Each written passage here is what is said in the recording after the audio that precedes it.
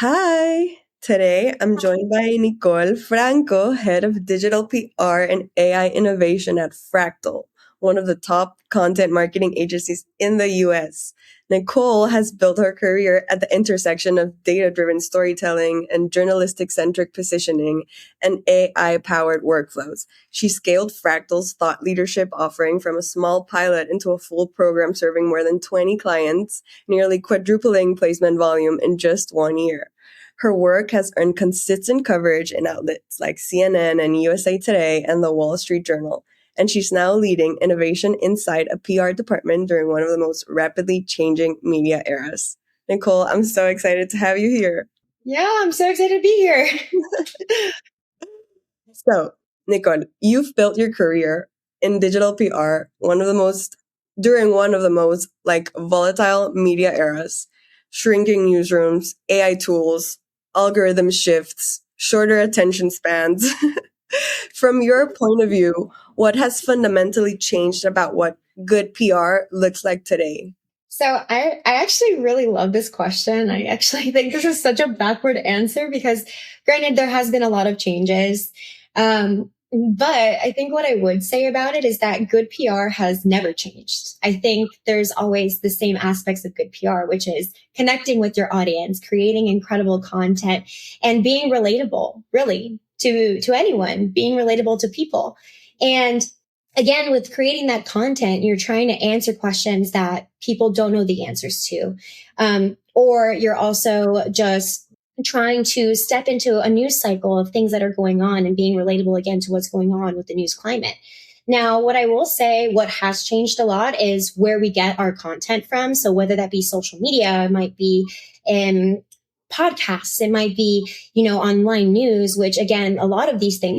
But you know what's not new? What we see in the content, what people engage with. And rather that is great content. It's a good story. And yeah. That's a so very not, good perspective. yeah. Very interesting that it's backwards, but it makes so much sense. So much sense. Yeah. Still, the core essence of what you do is to engage and connect, and that hasn't changed. That's been the goal always. Yeah. And I think that's something that is coming back a lot now. I feel like specifically in the SEO world, it had always been about chasing links or following algorithms. But I really like that the core of good PR is coming back, which is gaining fans, gaining people and engaging with people. And that would always be good PR. I love what you say, like gaining fans. It's so true. Could Yeah. you elaborate a little bit on that? So I actually heard this from Brighton SEO. I can't take credit for it, but it's very true in the sense of like, you're trying to just relate to people that is your either your core audience or consumers or whoever really you're trying to get in front of. And in that regard, you want to be able to create relatable content. So whether that be, specifically at Fractal, we do data journalism campaigns, which are data led. So surveys, any type of data sets that we might have that we analyze or we go through and look through social media analyses where we find really cool tidbits that could be relatable or could make for a good headline, could make for a good story. And then same thing goes with social media, right? You see these brands that are actually engaging with their core audience. So, more of the lifestyle brands like Rode, for example, that's a really great example of an incredible brand that does a lot of engaging with their fans and different modes of where you can communicate with them, whether that be again social media, their online presence, or rather their in-person presence. So again, like they're having a brand tour right now too, I believe. I saw So like in the snow. yeah, yes, yeah. That itself too. There's a ton of people on social media engaging with that content. Why? Because it's super interesting. It relates to them. It fits their core audience. So that's what I mean by gaining fans. Yeah, I love that. I love that. So, you took Fractal's thought leadership, offering, like I said in my introduction of you, offering from a small pilot with 3 clients to a full scale program, serving more than 20, and nearly quadruple placement volume in a year. So, was there a moment when you realized this isn't just a service, this is a scalable system? So, to be quite frank with you, in the beginning, it didn't feel like that at all. I Okay. think when you're in a growing process, especially with something that is new to you, because it was new to me whenever I assisted beginning the service, there's a lot of growing pains and there's a lot of times when you're like, okay, like I'm experimenting, I'm figuring things out. So I would like to say that it wasn't an aha moment. Rather, it's consistent growth. So I started it off myself, just experimenting. I was doing a lot of learning. We brought some people in, so I was able to learn the process itself. And then really like it almost like I blinked and it's like, okay, maybe we might need something else. Okay, we need to add that into our system. And then as we continue, it's like, okay, this is getting really big. We need to add more people to be able to assist with everything that's going on. And then that itself brought in a new type of process that we were able to bring in another tool or assist with scaling. And again, like a lot of the team members that got brought onto the service, they're also really innovative as well. And they were like, okay, maybe there's something else that we can add here that is a problem to a solution that we're consistently having now that it's scaling bigger. So it's not really a sense of like, oh, this could be a system. It almost grew on its own where then my team members or me, myself were like, okay, like, how can we streamline this now that it has become what it has become? And I think that's really cool in the sense of like, being innovative and experimenting and seeing what else you can do moving forward. And I think even now where it sits now, it's like, what can we do more? Or is this the best system possible that we could have for this service? And almost every single time the answer is going to be no, because there's going to be something new that's going to pop up. There's going to be something else cool another company is doing or someone else is doing to be able to scale the same type of service. And there's going to be new tools, right? Right now, in the beginning, it was all Chat GPT, and now how many different types of AI is out there where, I don't even know everything that exists. So in that regard, it's just the build itself, to see it come alive on its own, and then having incredible minds and an incredible team to go in and just figure out how to streamline it is really, I guess, the way that we were able to build the service. So yeah, not an aha moment. It was very much like, we've just been on the ground figuring it out, and it's been incredible, honestly. I can imagine that it was a real salad of emotions. Like, oh my God, you were building something from the ground up. And like you said, you weren't really familiar with it beforehand. So you've been like learning. I think that's so impressive. And it must have required like a lot of resilience. So you should be very proud of yourself for that. That's such like a powerful accomplishment.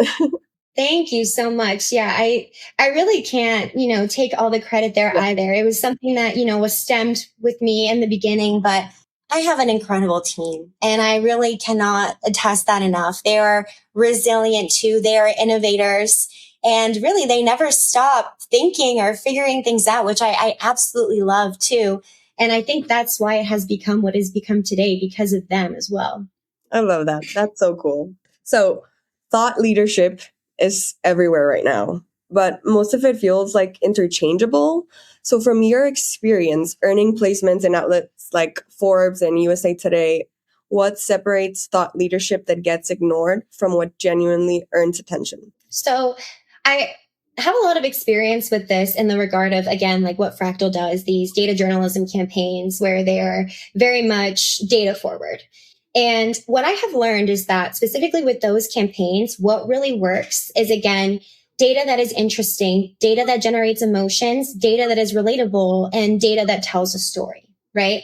The same thing goes with thought leadership, with expert commentary. You're really just kind of flipping the script. Instead of me giving you a data point, I'm giving you incredible expert commentary. So the same thing goes there too, is that what are you presenting? Is it interesting? Is it different? Is it something that is going to resonate with the journalist for them to tell your story or for them to be able to put your expert commentary in their publication?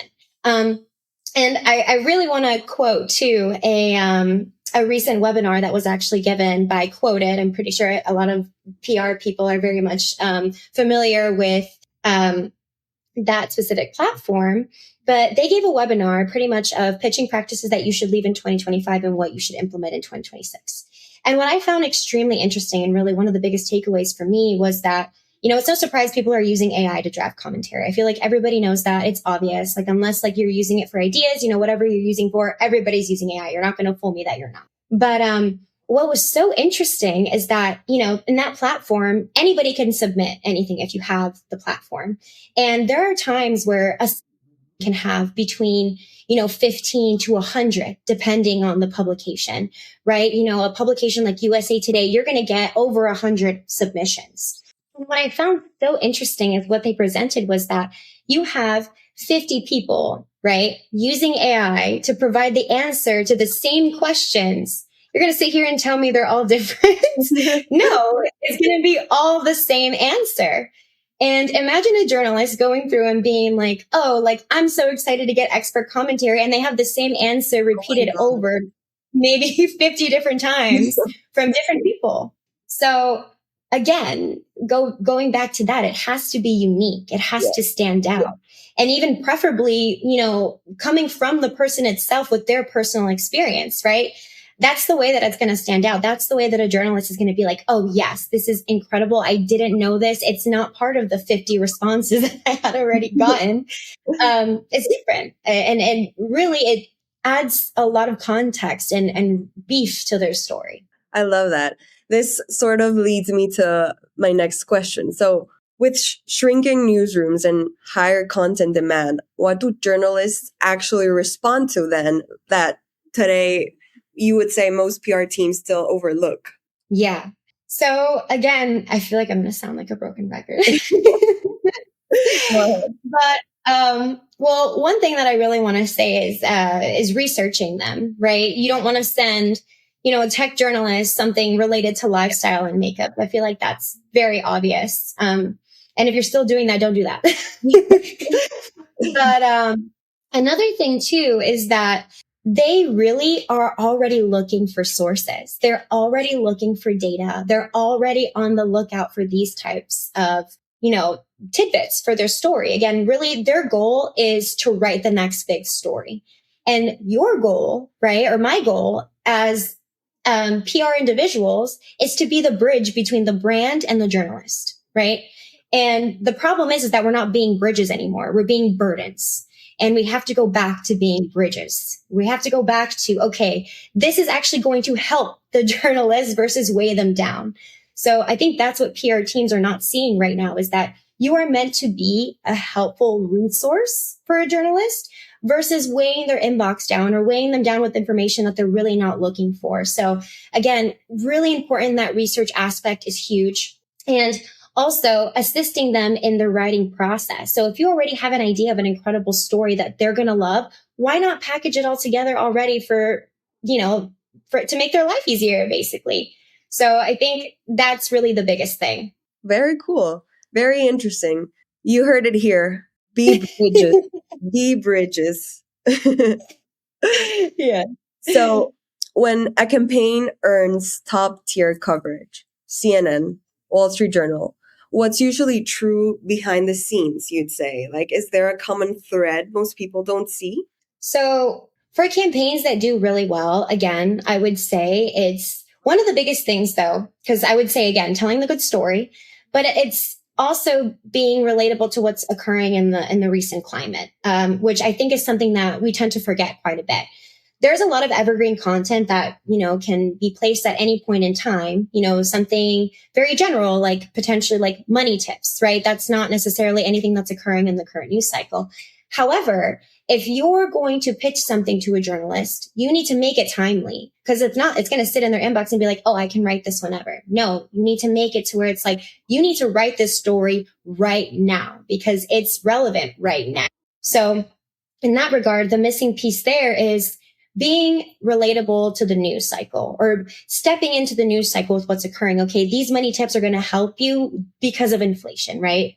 You just added a newsworthy aspect to your story simply by adding that tidbit.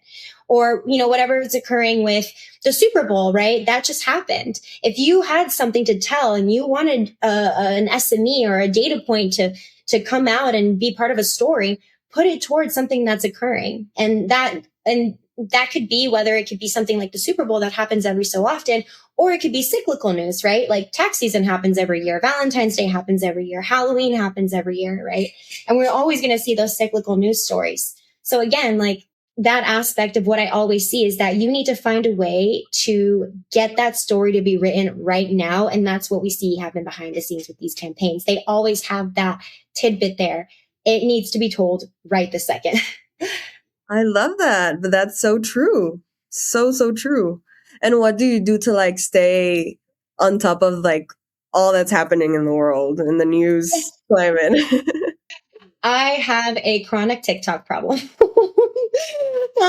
which is bad. My screen time is not good, but again, I give myself I credit feel because I'm you. like, I work in marketing. Like, I'll have an excuse to go on TikTok. It's research, literally doing research. Absolutely, yes. The 3 hours after work that I spend on my phone is definitely research.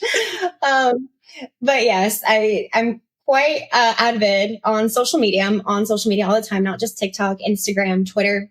I also like to read the news.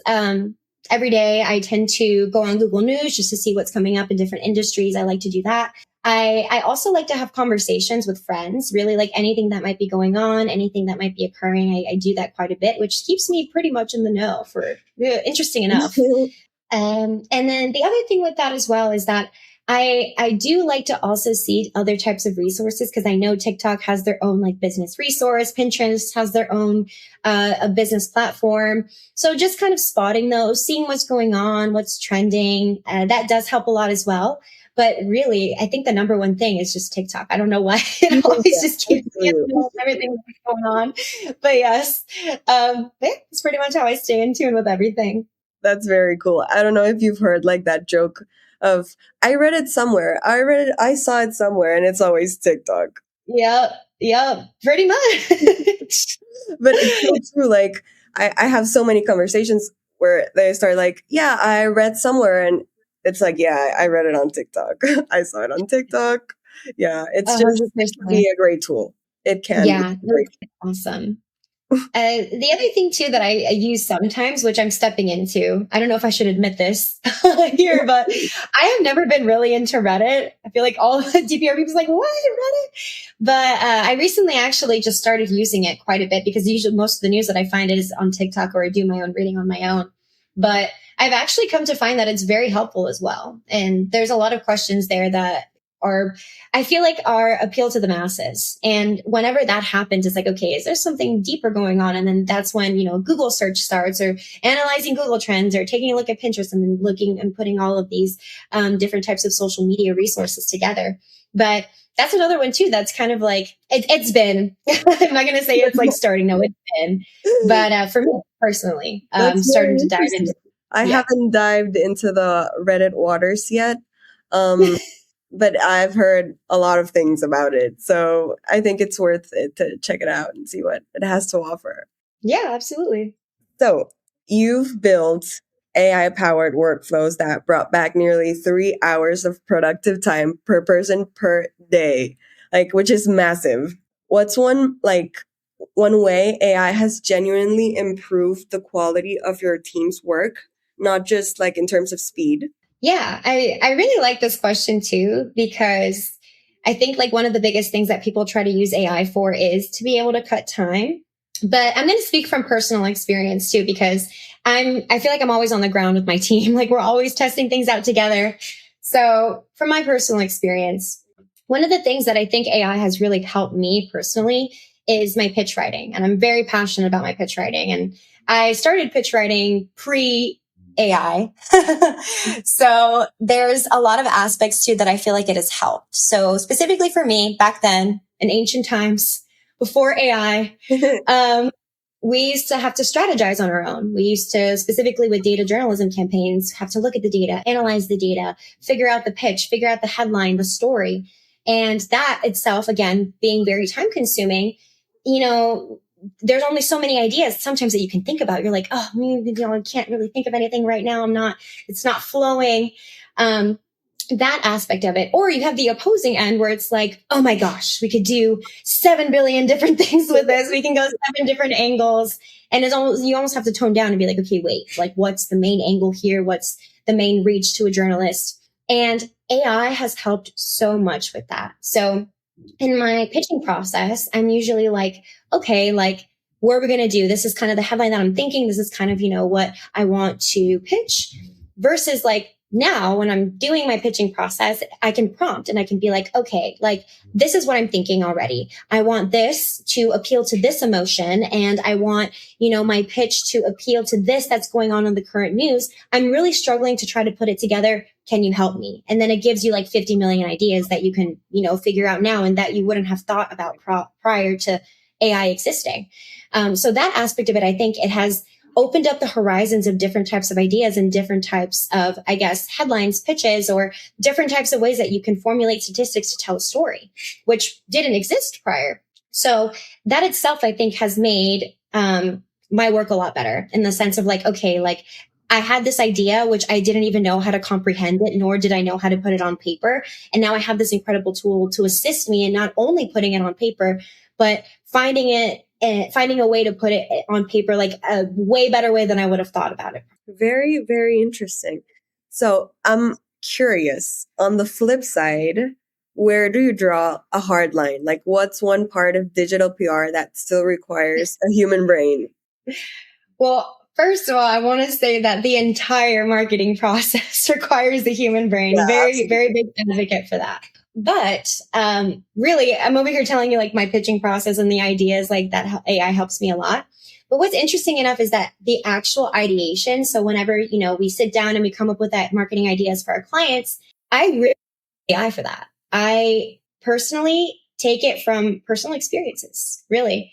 Either, again, something I read somewhere, a conversation I had, or something that made me really angry, or something that made me really sad, or maybe a show that I'm watching that may have also been relatable to the masses as well. Like Bridgerton, for example, is huge right now. Everyone's talking about it.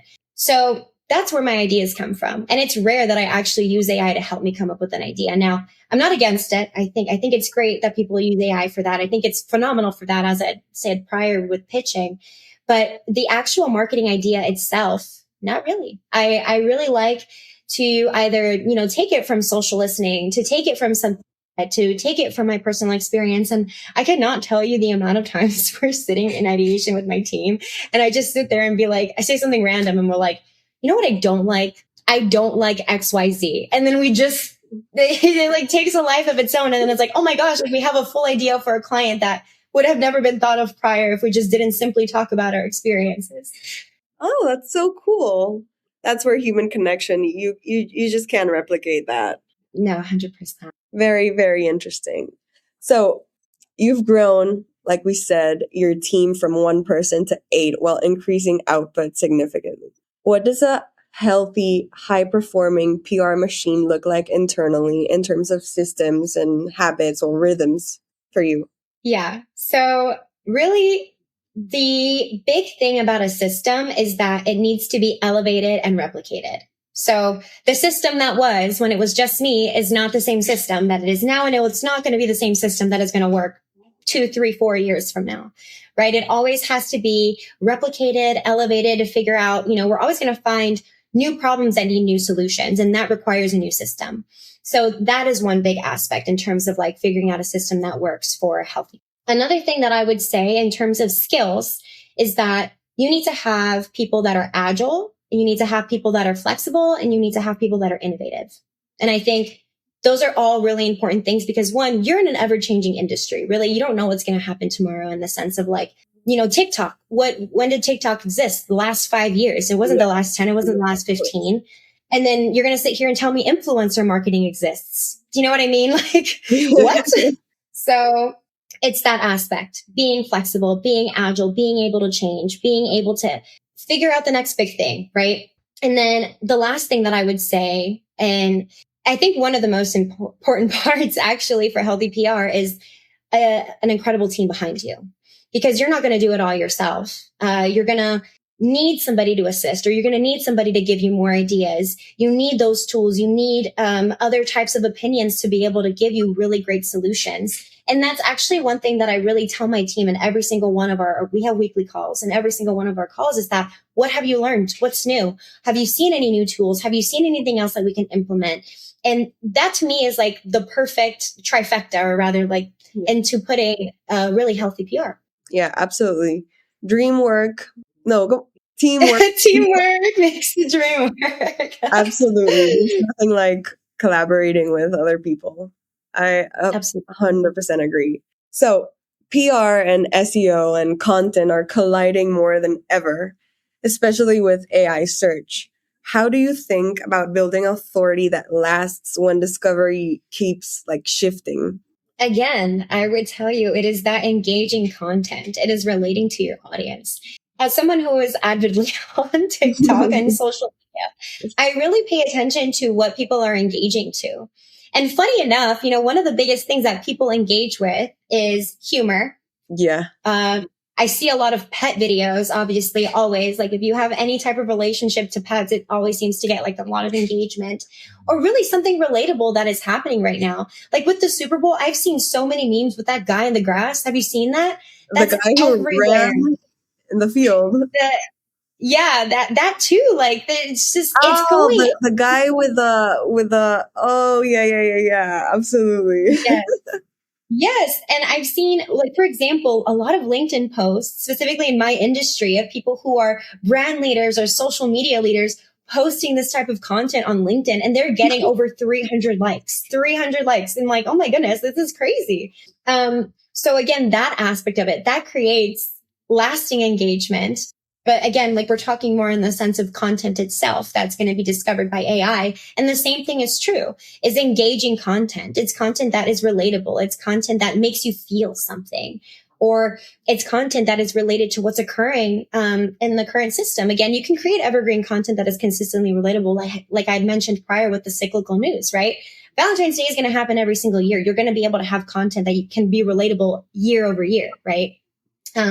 But yes, I think that's something that also hasn't changed a lot. It's in the same with PR, SEO, AI discoverability. It's always the same type of content that is engaging, content that answers questions.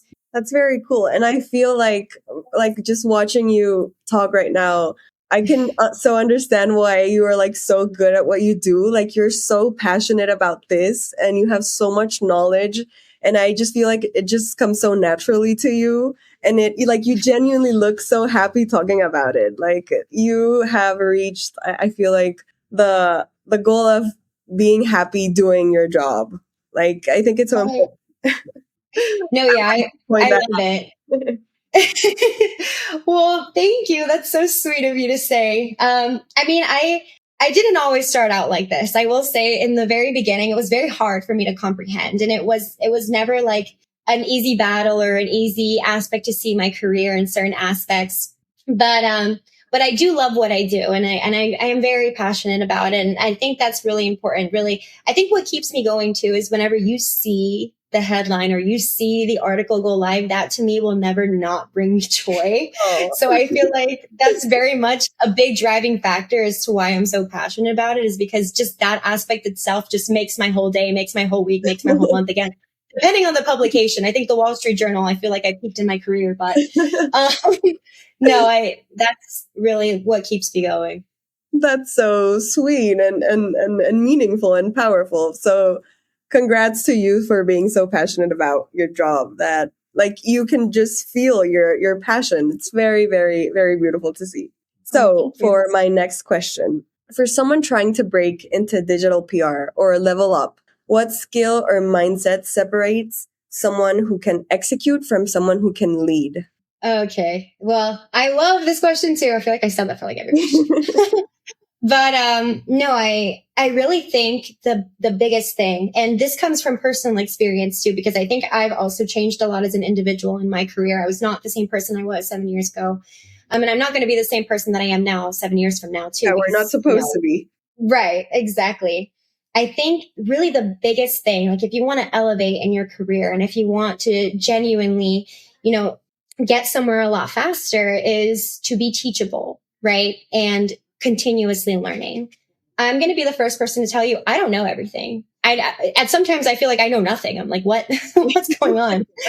Um, Having that aspect or having that skill, you're going to soar, mostly because I see, some people in the PR industry where they're like, yes, I know everything. I've learned everything there is to learn. And rather, no, like you're going to be stale, and you're going to be stale within like anything new that you have coming around. Like I mentioned before, like influencer marketing is, the last 5 years. ChatGPT the last 3 or 4 years. These are new aspects that we put into our marketing strategy that we didn't have prior to 10 years prior when I started my career, right? But having that skill and being able to be teachable. And again, I take this from personal experience. My very first boss, she would redline my pitches to the point where I was like, wow, like I'm not good at what I do. Rather, I was learning. I was new. I didn't know what I was doing, and she was assisting. And to this day, I owe her my entire career. She's an incredible woman. And I feel like I learned so much from her and learned so much in that regard of being teachable that it has brought me to where I am today. And if it weren't for her, I would genuinely tell you that I would not be here sitting talking to you about, what we've been able to achieve. So that itself, again, being teachable and being able to consistently learning, that is going to separate you from the good to being great and to being an incredible leader. And to also tell you in an aspect of leadership, I learned so much from, the interns that we hire, from our part-time team, from our senior team, from my superiors. Like I learned so much from everybody. And I think that's another really big point to make. I think Spotify Wrapped was created by an intern, right? Oh my God, really? Yeah. I'm pretty sure it was Spotify Wrapped. It was one of those things, Spotify Wrapped or Apple Music. I'm pretty sure it was Spotify Wrapped, but yeah. So cool. Yeah. And really some of the most incredible ideas come from new hires too. And again, you're learning, you're seeing the way that you can elevate, your team or, any type of service for whatever client that you have. So having that aspect, again, it's going to basically boost you to the moon, I would say. Absolutely. There's always space to grow and to learn. And I think you have such a beautiful perspective. And thank you so much for sharing your story, for sharing all your insights. I think you are a wonderful woman. And I'm so happy to have had the chance to talk to you. Oh, well, thank you so much. It was so great being here. I love the convo. You can ask me a ton of questions about this topic all day, every day. Happy to just talk about it whenever. Thank you. Thank you so much. It was great having you. You've been listening to Fully Managed, brought to you by Penji. Check out the show notes to learn more about today's guest. And to learn more about Penji, the human-first creative subscription service, head over to penji.co. And by the way, if you're still listening, it would mean the absolute world to us if you were to share this podcast with a friend and, of course, subscribe.